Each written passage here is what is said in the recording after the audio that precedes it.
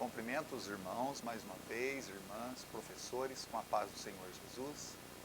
Graças a Deus, nós estamos aqui agora voltando com a nossa meditação bíblica para a leitura e também para os irmãos professores estarem envolvidos na responsabilidade da escola bíblica dominical com os juvenis e adolescentes.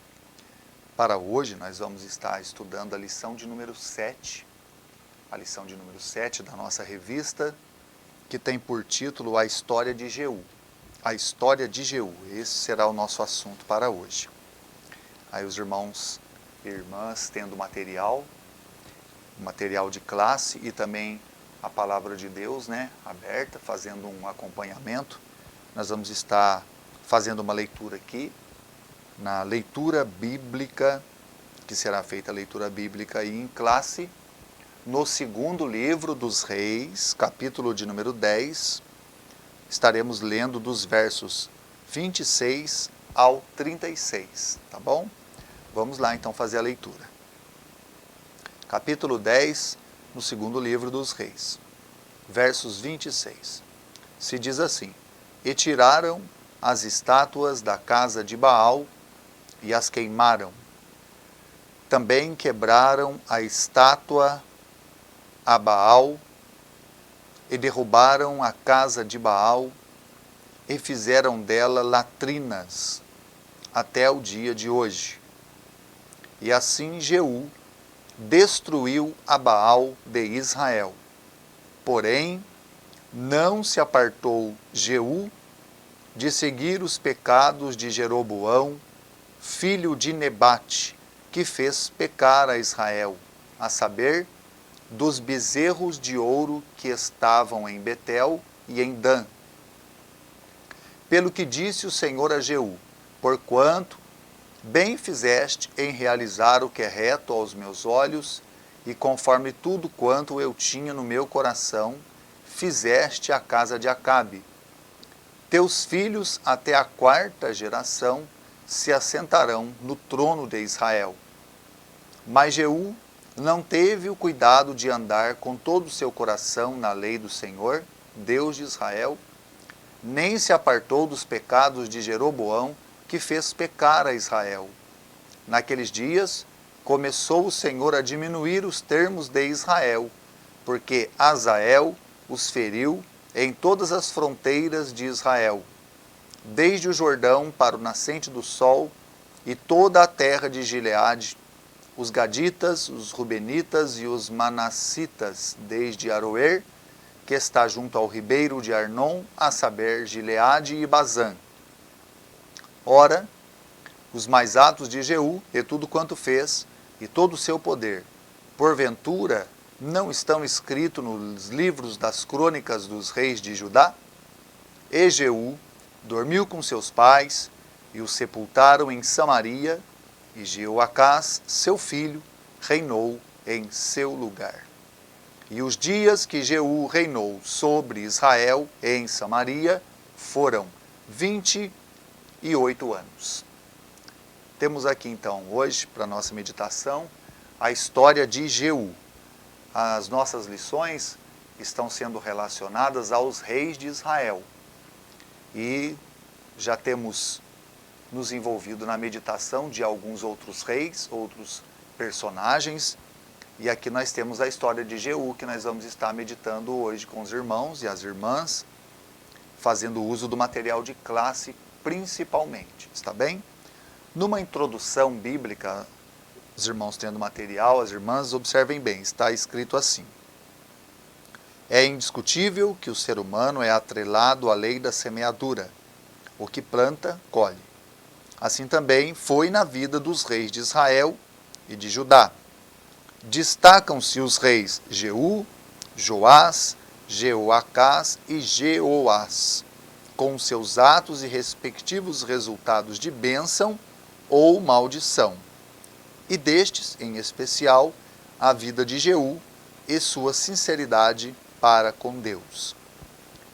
Então vamos lá, meus irmãos. A história de Jeú, dentro das meditações que vocês poderão estar fazendo e assim apresentando aos adolescentes, aos juvenis, ela se iniciará desde o capítulo de número 9.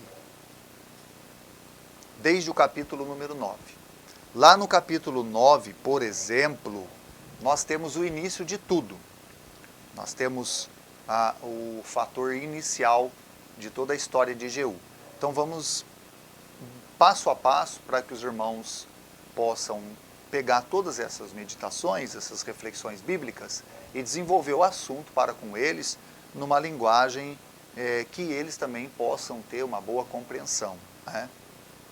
No capítulo 9 se fala a respeito de como Jeú foi levantado com a autorização e a autoridade de Deus para reinar. Desde que os reis de Israel estavam reinando, desde o tempo de Jeroboão, que foi o primeiro rei a reinar no norte, ou mais precisamente, reinando nas 10 tribos, na região norte, começando por ele e sucessivamente toda a sua descendência. Tendo fim Jeroboão, reinou seu filho, Nadab, e assim por diante foram reinando sucessivamente os reis da descendência de Jeroboão. Em Jeú, os irmãos observem, nós temos uma particularidade. Jeú já não é uma descendência de Jeroboão, ou uma descendência sanguínea, por assim dizer, dos reis de Israel. A história de Jeú, para os irmãos desenvolverem com os adolescentes juvenis, inicia-se da seguinte maneira: ele era um oficial do exército de Israel. Ou seja, ele era um homem que estava ingressado neste mesmo exército, era alguém com muita autoridade, era um grande comandante, né, por assim dizer, no exército de Israel, era Jeú. Isso está sendo desenvolvido aqui no capítulo de número 9, embora não sendo ele da linhagem sanguínea desde Jeroboão, mas havia um plano de Deus. Este plano de Deus, só para os irmãos meditarem com eles, e pode até refletir assim, que Deus, ele estabelece planos, e os planos de Deus não podem ser frustrados, impedidos. Nós temos uma lembrança muito linda da compreensão de Jó, que no capítulo 42 do seu livro, Jó escreveu isso. Ele disse: bem sei eu que tudo podes, e que nenhum dos teus planos podem ser frustrados. Lá atrás isto começou já a acontecer, mesmo antes que Jeú soubesse.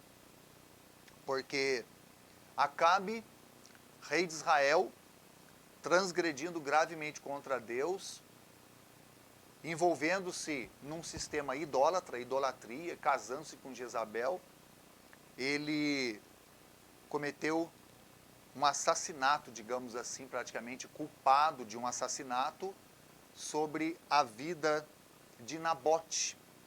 E como consequência disso, Deus enviou a Elias, não é? Enviou a Elias para repreender a Acabe. E dentro de todas estas situações, eu faço lembrança para que as irmãs, os irmãos conversem com eles assim. Deus já começou este plano lá atrás, porque quando Elias estava muito abatido, tendo fugido de Jezabel, Deus o acalmou e falou com ele que ainda haveria missão para ele realizar. E a missão seria que ele haveria de ungir Eliseu, seria profeta no seu lugar, ele haveria de ungir Azael, que reinaria sobre a Síria, e todas essas situações seriam situações futuras, mas iriam acontecer. E Deus disse que haveria de ser ungido também Jeú, para ser rei em Israel. E é o que nós vemos no capítulo 9. Jeú, este rei. Os irmãos notarem bem, a palavra de Deus vai nos falando aqui no capítulo 9, começa dizendo assim, olha: então o profeta Eliseu chamou um dos filhos dos profetas e disse: cinge os teus lombos e toma esta almotolia de azeite na mão e vai a Ramote de Gileade. E chegando lá, verso 2, vê onde está Jeú, filho de Josafá, e entra e faz com que ele se levante do meio dos seus irmãos e leva-o à câmara interior. Toma a almotolia de azeite, derrama sobre a sua cabeça e diz: assim diz o Senhor, ungi-te rei sobre Israel. Está aqui. Ungi-te rei sobre Israel. Se os irmãos observarem bem, as irmãs também, olha o verso 5. E entrando ele, eis que os capitães do exército estavam assentados, e disse, capitão, eu tenho uma palavra que te dizer. E Jeú disse, a qual de todos nós? E ele disse, a ti, capitão. Então pronto, aqui os irmãos já podem desenvolver o assunto com eles, né? Que é muito bonito. Primeiro desenvolvendo o assunto histórico, para depois partir para um sentido de ensinamento espiritual. Jeú, este personagem, ele foi ungido para ser rei em Israel, mas antes de ser rei, ele era capitão do exército de Israel. Mas desde o tempo do profeta Elias, Deus já tinha um plano no seu coração e na sua mente para ungir a Jeú. Razões, a palavra de Deus não nos dá assim muito definidas as razões. Algumas coisas nós podemos conjecturar. A primeira é que Jeú era um homem muito valente, um homem audacioso, um homem tão audacioso que existe um texto bíblico que fala que ele era conhecido até pelo seu andar, até a sua forma de andar, a sua forma de ser.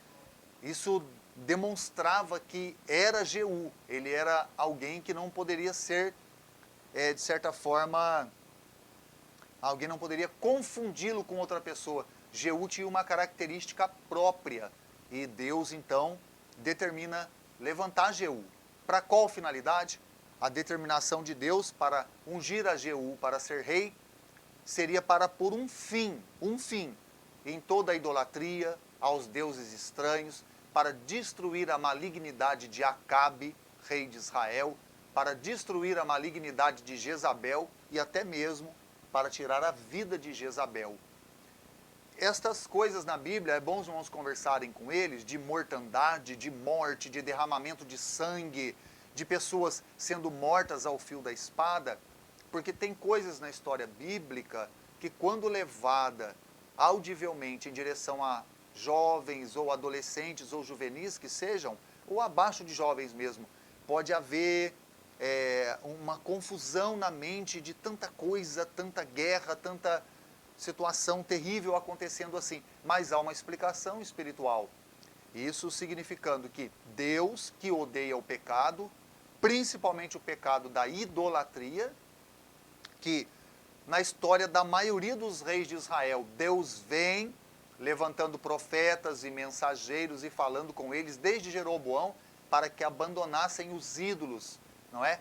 As imagens de escultura, aonde eles erigiam altares e adoravam, e desrespeitando aquele mandamento maravilhoso que os irmãos podem fazer lembrança com eles, né? Quando Deus disse, amarás, pois, o Senhor teu Deus de todo o teu coração, de toda a tua alma, de todo o teu entendimento e de todas as tuas forças. E o próximo mandamento, e ao teu próximo como a ti mesmo. E dentro dos mandamentos, também uma ordenança de Deus que pode ser lembrada. Não farás para ti imagem de escultura de qualquer figura que habite no céu ou que habite na terra.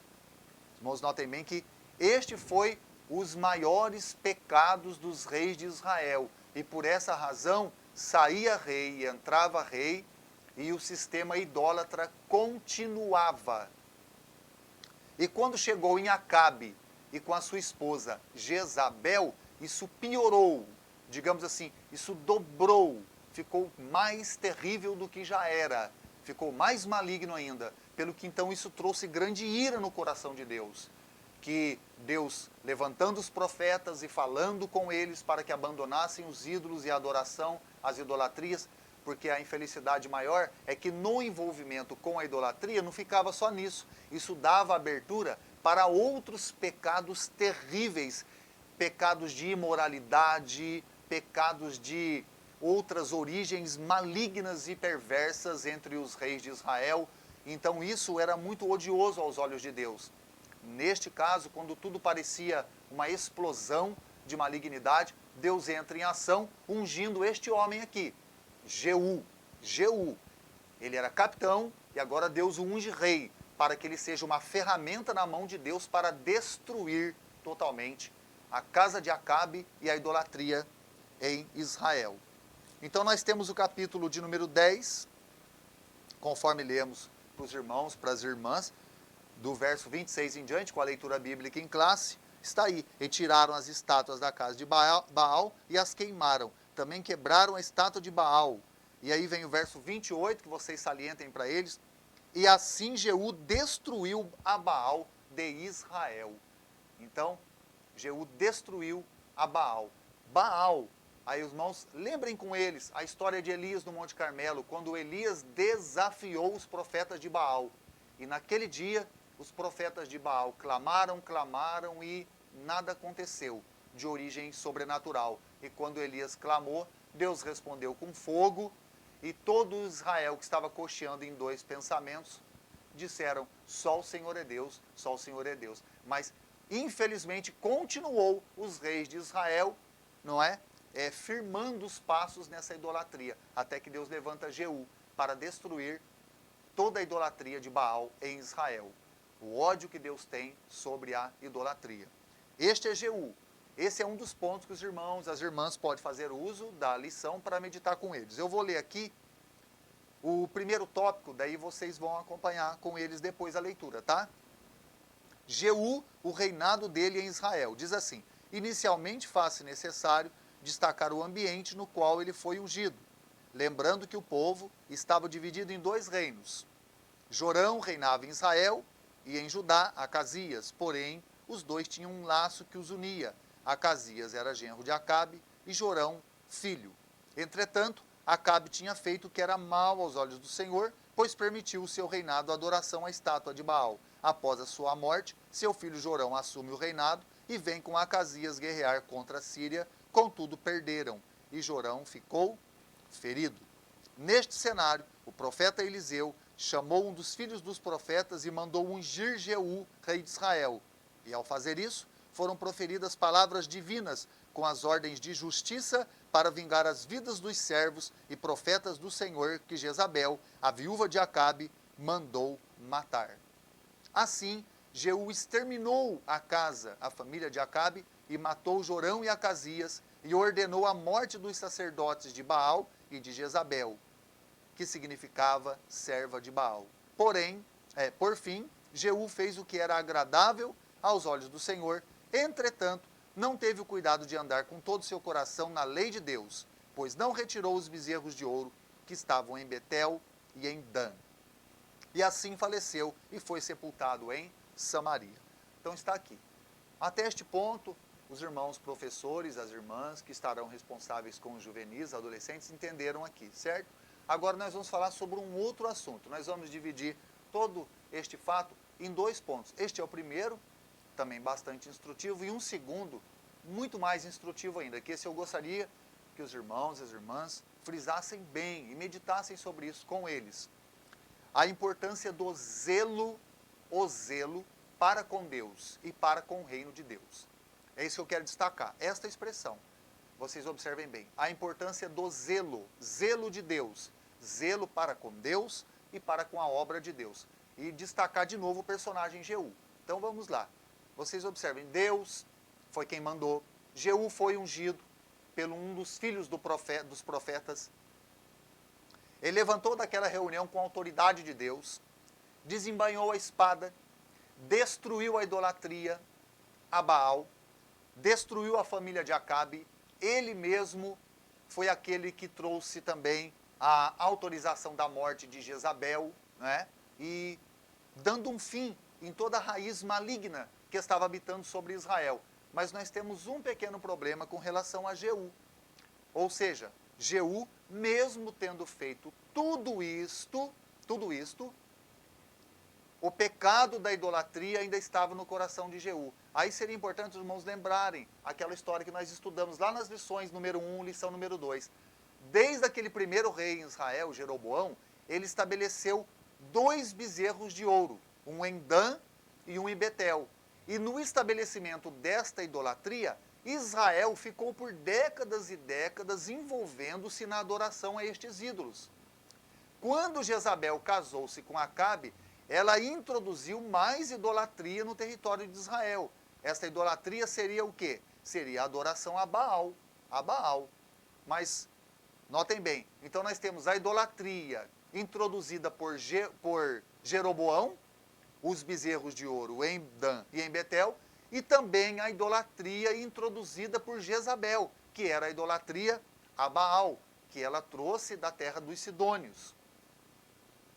Então, o que nós temos aqui? Jeú destrói essa idolatria estabelecida por Jezabel. Porém, a idolatria dos bezerros que Jeroboão determinou, lá no tempo do seu reinado, não foram abolidas nem destruídas. Isto por uma determinação de Deus que, conforme o tempo passar, nós vamos poder meditar. Mas Jeú, embora teve este zelo, ele ainda guardava no seu coração secretamente o amor a estes ídolos, ou até mesmo a adoração a estes ídolos. Por isso que a palavra fala categoricamente. Vejam bem, que mesmo Jeú tendo feito tudo o que fez, ainda havia um pecado secreto no seu coração, que na verdade não é secreto para nós, porque está revelado aqui na Bíblia. Jeú, ele estava ainda envolvido na idolatria de Jeroboão, que eram os bezerros em Dan e em Betel. O que nós queremos destacar para os irmãos e irmãs pensarem conosco e meditarem com eles? Existe uma importância muito grande de haver zelo para com Deus, zelo para com a obra de Deus, mas por motivações mais importantes. No caso de Jeú, qual era a motivação que o levou a fazer tudo isso? Tudo bem que nós entendemos pela palavra que ele recebeu a autoridade de Deus, mas irmãos, notem bem que, embora havia um zelo em Jeú, ele zelou o zelo de Deus, cumpriu o comandamento de Deus, mas ele não fez uso de todo este bem que ele recebeu de Deus para fazer bem à sua própria alma. Então, há um ponto que ele é sério de se falar, mas os irmãos procurem falar com eles numa linguagem que eles compreendam facilmente. Eles estão envolvidos na igreja, com a obra de Deus. E é importante que, em todas as coisas que eles tiverem de fazer, entendendo que há um zelo por Deus e pelo reino de Deus, que tudo isto seja feito por uma motivação no interior de cada um deles, uma motivação sincera que traga um benefício para a própria vida espiritual deles. Seria no seguinte sentido: irmãos, conversem com eles assim, muitas pessoas se envolvem com a caminhada cristã por várias motivações e várias origens que não são motivações que vão trazer um benefício para a própria alma ou para a própria individualidade da pessoa com Deus, com o Senhor. Apenas para finalidade de exemplo, os irmãos que são professores adultos, meditem nisso e tentem procurar tratar com eles numa linguagem que eles compreendam melhor. Por exemplo, isso pode ser que esposas acompanhem seus esposos nas igrejas porque querem agradar os esposos. Pode ser que esposos acompanhem as esposas na caminhada cristã porque querem agradar as esposas. Pode ser que filhos acompanhem os pais apenas na finalidade de agradar os pais. E pode ser que pais também tenham prazer de que os filhos estejam na igreja e eles também envolvam-se com a igreja apenas por este fator, porque estão satisfeitos, alegres pelos filhos estarem na igreja. Mas pode haver dentro do ser humano muito zelo que diga respeito com a vida cristã e no exterior alguém pode provar a realidade deste zelo, mas no seu interior não há uma verdadeira devoção para com Deus. Este ponto, ele é muito crucial e importante. Os irmãos professores precisam ter de Deus graça para saber como aplicar isso no coraçãozinho deles. Embora sejam juvenis e adolescentes, precisam já começar a entender isso, que eles precisam estar envolvidos na casa de Deus e na obra de Deus com um zelo interior, com um desejo dentro deles de amar o Senhor Jesus de todo o coração. Porque qualquer pessoa que faça coisas por um zelo que não seja o zelo principal, o zelo para com Deus e para o benefício da sua alma, o que vai acontecer é que ele terá envolvimento com outros pecados secretos dentro do seu coração. Aqui está o personagem Jeú. Quando nós olhamos Jeú fazer tudo que fez, a princípio o pensamento que teríamos: que grande homem de Deus, que santo homem de Deus, que homem justo, que homem fiel, porque afinal de contas, tudo que Jeú fez, olhando do lado de fora, nós veríamos em Jeú uma extrema fidelidade em cumprir toda a determinação de Deus. mas, no entanto, irmãos, vejam bem, poderíamos ser enganados, porque nós iríamos analisar a espiritualidade de Jeú só pelo lado de fora, mas no fundo, Deus sondava o coração de Jeú. E embora Jeú tenha feito tudo isto com grande zelo, pelo reino de Deus, pela obra de Deus, mas, no entanto, ele não teve este zelo pela sua própria alma. O coração de Jeú ainda estava inflamado pela idolatria. E vejam bem que há aqui a severa repreensão de Deus.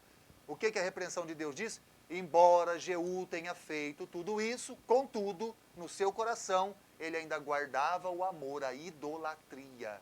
Então, os irmãos, notem bem, com esta lição, este ponto é o ponto fundamental, é o âmago, que eu quero que os irmãos, professores, meditem e tentem transmitir isso para eles de uma maneira muito responsável, conversando com eles numa linguagem que eles compreendam. É importante que haja este zelo pelo reino de Deus, pelo nome do Senhor Deus, mas o mais importante ainda é que faça-se uso deste zelo para o benefício da própria alma. Na verdade, tem pessoas que fazem muitas coisas no envolvimento com a obra de Deus, mas quanto deste zelo pode trazer benefício para ela mesma?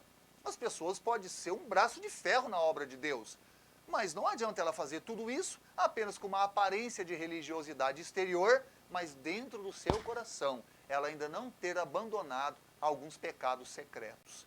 Isto que é muito sério no que diz respeito à nossa vida individual com Deus. E que assim Jesus abençoe a vida dos irmãos no dia da meditação com eles. Graças a Deus. A paz do Senhor.